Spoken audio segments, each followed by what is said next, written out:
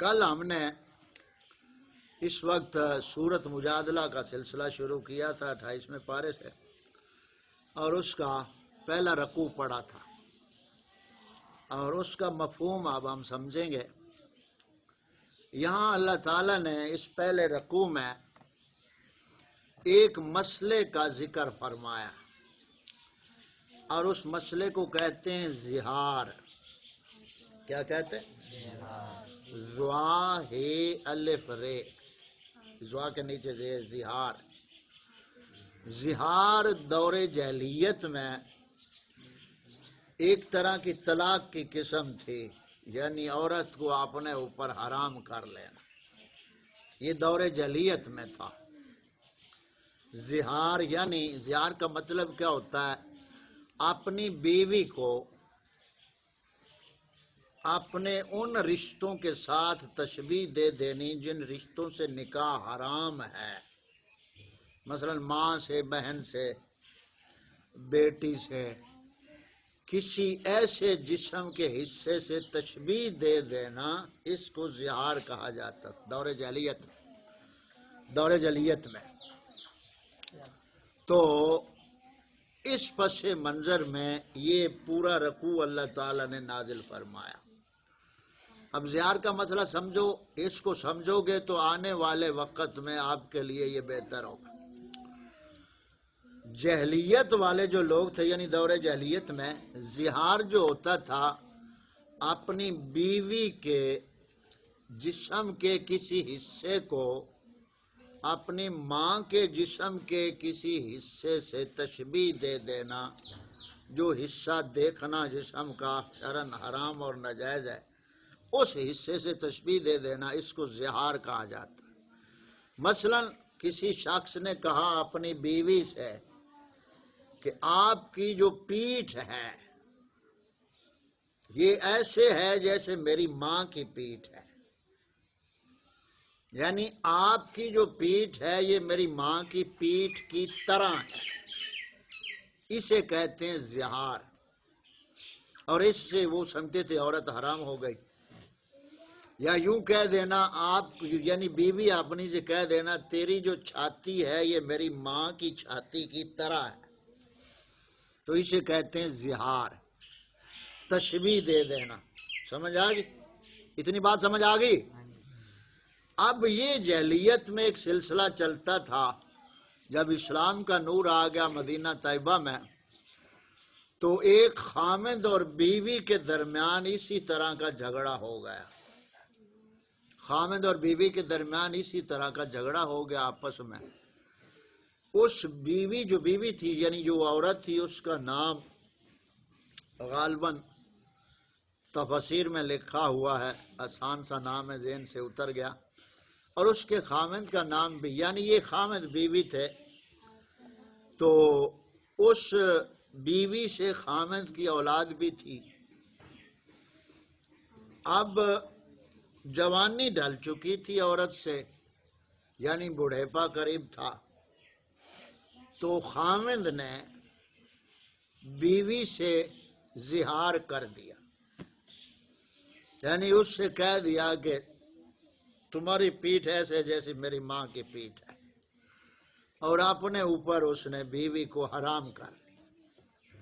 اب جو اس کی بیوی تھی، اس کے بچے تھے، کوئی اور اس کا سہارا بھی نہیں تھا بچوں کی پرورش کے لیے، یا کوئی اور اس کا سہارا ایسا نہیں تھا مدینہ پاک میں۔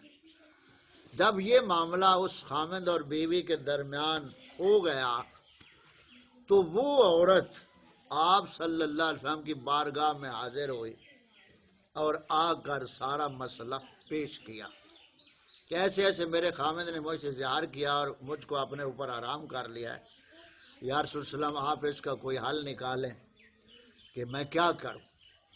اب یہ وہ عرض مروج کر رہی تھی آپ صلی اللہ علیہ وسلم کی بارگاہ میں، تو آپ صلی اللہ علیہ وآلہ وسلم نے فرمایا کہ میرے پاس ایسا کوئی حکم نہیں آیا کہ اس کا میں کوئی جائز حل بتاؤں یا کوئی اور طریقہ، ابھی میرے پاس اللہ کا کوئی حکم نازل نہیں ہوا۔ تو اس بات پہ اب یہ جو شروع میں نا قد سامع اللہ قول اللہ تی تجادلک، بے شک اللہ نے سنی اس کی بات جو تم سے اپنے شوہر کے معاملہ میں باز کرتی ہے. یعنی یہ وہ عورت کی جو فریاد تھی آقا کریم صلی اللہ علیہ وسلم کی بارگاہ میں کہ یا رسول اللہ آپ ہمیں کوئی اس کا حل نکال دیجئے، تو اس کی وہ بات رب تعالیٰ نے سنی. اور پھر اللہ تعالیٰ نے یہ سورہ مبارکہ یعنی یہ رکوع نازل کیا اور سورہ مبارکہ نازل ہوئی. یعنی جب وہ عورت کی عرض مروز سنی تو اس پہ اللہ تعالیٰ نے ایک قانون اتار دیا. تو اس رکوع میں اسی قانون کو بیان کیا گیا. فی زوجہا، جو اپنے شوہر کے معاملہ میں باز کرتی ہے، وَتَشْتَكِي إِلَى اللَّهِ، اور اللہ سے شکایت کرتی. شکایت کا مطلب کہ اللہ تعالیٰ کی بارگاہ میں عرض مرض کرتی. وَاللَّهُ يَسْمَعُ تَحَاوَرُكُمَا، اللہ تعالیٰ تم دونوں کی گفتگو سن رہا ہے. یہ سن رہا تھا اس وقت، یہ سن رہا ہے. ان اللہ سمیع علیم، بے شک اللہ سنتا دیکھتا ہے.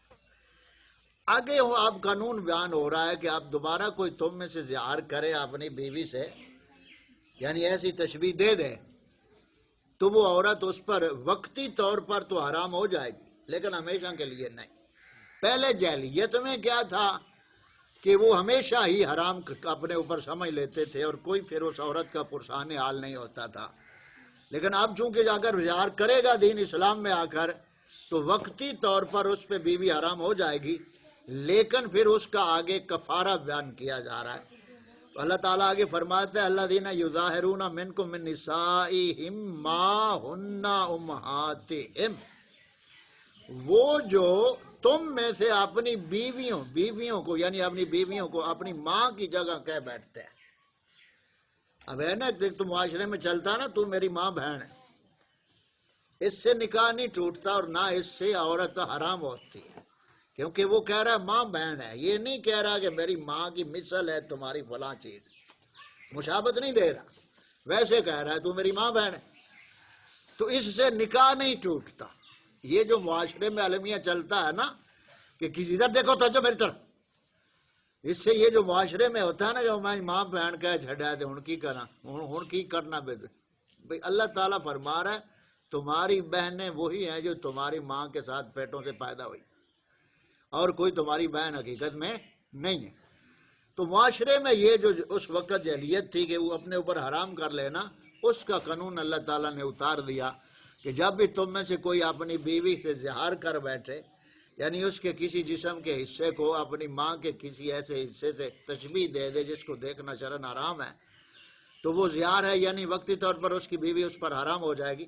اب اس کا قانون اللہ تعالیٰ نے یہاں بیان فرما دیا، اور اس قانون میں اللہ تعالیٰ نے 3 باتیں بیان فرمائی. یہاں سے آپ دیکھیں والذین یظاہرون من نسائہم ثم یعودون لما قالوا فتحریر رقبۃ من قبل ان یتمسا، یعنی اپنی بیوی کو مس کرنے سے پہلے اب وہ اس کا کفارہ دے گا. کفارے کی پہلی صورت کیا ہے کہ غلام آزاد کرے، یعنی اس وقت غلام ہوتے تھے، غلام کا جو مسئلہ ہے اس وقت غلام ہوتے تھے، یعنی اگر کوئی اپنی بیوی سے زہار کر بیٹھتا ہے تو پہلا کام کیا ہے کہ وہ کفارہ ادا کرے. اب جب اس کے خامند کو یہ بات آپ صلی اللہ علیہ وسلم نے بتائی، آیت پاک نازل ہوئی، تو اس کے خامند کو بلا کر کہا کہ آپ غلام آزاد کریں. اس نے عرض کی یا رسول اللہ میں غریب ہوں، غلام آزاد کرنے کی میں طاقت نہیں رکھتا. تو پھر دوسرا حکم آیا. دوسرا حکم آگے کیا ہے؟ پھر جسے بردہ نہ ملے تو لگاتار 2 مہینے کے روزے رکھے. یعنی اگر غلام اس کے پاس حاجت نہیں توفیق نہیں ہے اس کو، تو پھر 2 مہینے کے مسلسل روزے رکھنے. کتنے مہینے کے؟ 2 مہینے کے روزے رکھنے. یہ کفارہ ہے، بیوی سے زہار کرنے کا کفارہ ہے. یہ کفارہ دین تو پہلے بیوی نو ہاتھ نہیں لا سکتا. 2 صورتاں جڑیاں، پہلا غلام آزاد کرے، غلام کی نہیں طاقت تو پھر ہے 2 مہینے کے روزے. اب اس نے اگر 2 مہینے کے مسلسل روزوں میں سے ایک روزہ کم رکھا تو کفارہ پورا ادا نہیں ہوگا، پورے 2 مہینے کے روزے رکھنے. اب اس نے عرض کیا یہ بھی طاقت نہیں مجھ میں. اب تیسرا حکم آگے ہے. اب وہ کیا ہے تیسرا حکم؟ فَلَمْ يَسْتَطِعْ فَإِطْعَامُ 60 مسکینا، پھر جس سے روزے بھی نہ ہو سکے تو 60 مسکینوں کا پیٹ بھرنا ہے. 60 مسکینوں کا پیٹ بھرنا، یعنی پہلی 2 صورتیں تو مقید کر دیں کہ یہ ہے کفارہ، غلام آزاد کرنا، نہیں تو 2 مہینے کے مسلسل روزے رکھنا، ان کو مقید رکھا کہ یہ اتنا ہی ہے۔ اب تیسری صورت جو ہے کہ یہ دونوں اگر نہ کر پائے تو 60 مسکینوں کو کھانا کھلائے۔ تو اب سمجھ آگی کہ یہ کھانا کھلانا 60 مسکینوں کو یہ کس صورت میں ہے کفارہ؟ زہار کی صورت۔ کس صورت میں؟ زہار کی صورت میں یہ کفارہ ہے۔ یعنی جو اپنی بیوی سے کہے کہ تمہاری چھاتی میری ماں کی مثل ہے، تو اس سے عورت وقتی طور پر اس پہ حرام ہو جائے گی، اب وہ اسے فوراً نہیں چھو سکتا جب تک یہ کفارہ نہ دے۔ سمجھ آگی؟ تو یہ مختصر زہار کا مسئلہ، زہار کا آپ کو سمجھایا۔ آگے اللہ تعالیٰ فرماتا ہے ذالک لتؤمنوا باللہ ورسولہ، یہ اس لیے کہ تم اللہ اور اس کے رسول پر ایمان رکھو۔ آگے فرمایا وَتِلْكَ حُدُودُ اللَّهِ، اور یہ اللہ کی حدیں ہیں، یعنی اللہ تعالیٰ کی حد ہے۔ یہ کیا مطلب ہے؟ اس میں رہنا ہے۔ آگے ساتھ فرما دیا وَلِلْكَافِرِينَ عَذَابٌ أَلِيمٌ، اور کافروں کے لیے دردناک عذاب ہے۔ اب نتیجہ کیا نکلا کہ جو اس مسئلے کو نہ مانے تو وہ کافروں میں داخل ہو گیا، کیونکہ آگے ذکر فرمایا کافروں کے لیے دردناک عذاب ہے۔ سمجھ آگی بات کی؟ اب معاملہ یہاں ختم کرتے ہوئے، اس بات کو سمیٹتے ہوئے توجہ سے بات سنو، میں آخری بات دہرا رہا ہوں۔ زہار کیا ہوتا ہے؟ اپنی بیوی کو ماں کے کسی جسم کے ایسے حصے سے تشبیہ دینا جو اس پر دیکھنا شرعاً حرام ہے، یہ زہار ہے۔ اور اس زہار کرنے سے عورت وقتی طور پر خاوند پر حرام ہو جاتی ہے، پھر اس کا کفارہ ہے۔ کفارے کی کتنی صورتیں بیان ہوئی ہیں؟ سب بولو، کتنی صورتیں؟ 3۔ پہلی کون سی ہے؟ غلام آزاد کرنا، وہ تو اب ایسا معاملہ یہاں نہیں۔ دوسری صورت کون سی ہے؟ 2 مہینے مسلسل روزے رکھنے، مسلسل تسلسل سے ہے، یعنی اب اس نے مہینہ روزے رکھے، کہتا ہے دوسرے میں 1 مہینہ ٹھہر کر رکھ لوں گا۔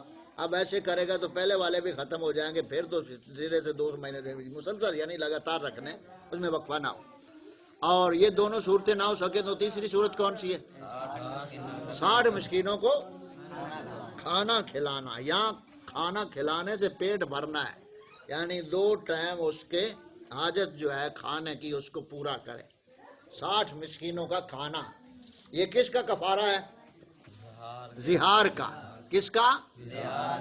زہار کا یہ ہے۔ تو یہاں اب جو مرد عورت ان باتوں کو، مسئلوں کو نہ مانے تو ان کو پہلے سمجھاؤ کہ یہ مسئلہ قرآن میں لکھا ہوا ہے۔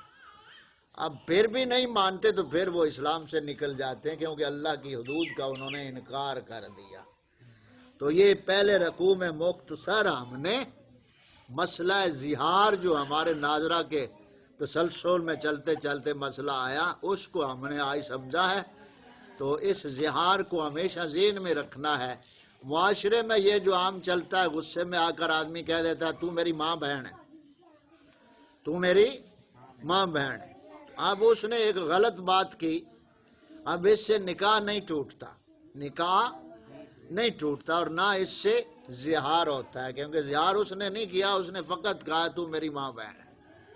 تو اس صورت میں اسے توبہ کرنی چاہیے، اور اگر اس کا جی چاہے تو کوئی صدقہ خیرات کرنا چاہے تو اس کی ممانعت نہیں، کیونکہ صدقہ خیرات انسان جب چاہے کرے۔ سمجھ آگے؟ تو یعنی مسئلے کے بدلے میں جب زہار کرے گا تو پھر اس پر یہ کفارہ لازم ہے، یعنی فرض ہو جاتا ہے جب زہار کرے گا۔ ٹھیک ہے؟ تو یہ ایک مسئلہ ہم نے سمجھا زہار کا، جو ہمارے معاملات ہیں نا، دین اسلام کا 4تھا جز ہے، اس میں ہم نے نکاح طلاق کے مسائل بتایا تھا نا، یعنی 4تھا جز جو دین اسلام کا معاملات ہے۔ تو معاملات میں سے آج ہم نے قرآن پاک کے حوالے سے ایک مسئلہ زہار کا سمجھا ہے۔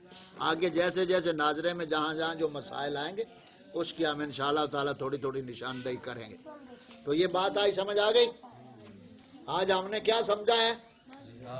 مسئلہ زہار ہے۔ کیا سمجھا ہے؟ مسئلہ زہار۔ اب تمام بچے سیدھے ہو کر بیٹھ جاؤ۔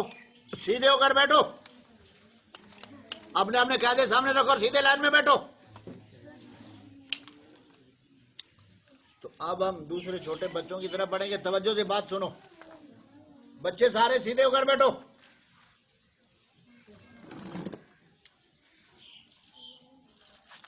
کل سے میرا خیال ہے بتی کا معاملہ اب شاید پہلی روٹین والا جاری ہو گیا ہے، تو کل سے ہم انشاءاللہ تعالی اس کا کوئی اور انتظام اہتمام کریں گے۔ تو یہاں یہ مسئلہ سب کو سمجھ آ گیا؟ کیا مسئلہ ہے؟ مسئلہ زہار۔ زوا تو زوا ہوتا ہے نا، زوا یعنی زوئیں، زوا موٹی ہا دو آنکھ والی، الف اور را، اور زوا کے نیچے زیر ہے، زہار۔ سمجھا گی؟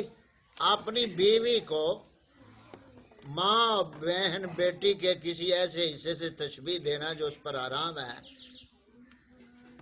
تو اس سے زہار ہوتا ہے اور عورت وقتی طور پر حرام ہو جاتی ہے۔ پھر اس کا کفارہ کیا ہے؟